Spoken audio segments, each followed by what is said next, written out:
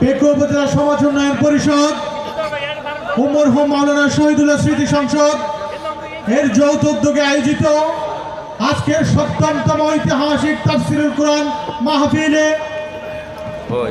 আমরা প্রথমে ঘোষণা দিয়েছিলাম এখানে কোনো প্রকার আর্থিক কালেকশন করা হয় না, কিন্তু আমরা শেষ অবধি সেই জিনিসটা চালু রেখেছি।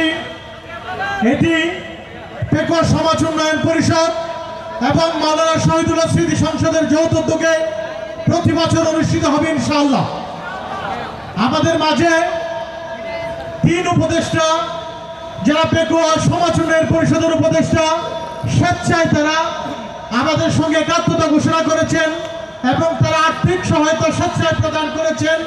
3 উপদেষ্টা সাইফুল ইসলাম, নাসির উদ্দিন এবং ওমর কাজী, আমরা 3 জনকে মাহফিল কমিটির পক্ষ থেকে ধন্যবাদ জ্ঞাপন করছি।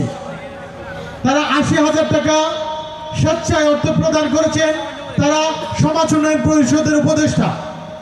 এছাড়া মাওলানা শহীদুল্লাহ স্মৃতি সংসদের সম্মানিত সভাপতি, যিনি গতকাল ফ্লাইটে সুদূর সৌদি আরব থেকে আমাদের এই মাহফিলের উদ্দেশ্যে এসেছেন, ভাই মোহাম্মদ খালেদ, যিনি মরহুম শহীদুল্লাহর ৩য় সন্তান, মেজর সন্তান, তিনি আমাদের মাঝে আছেন।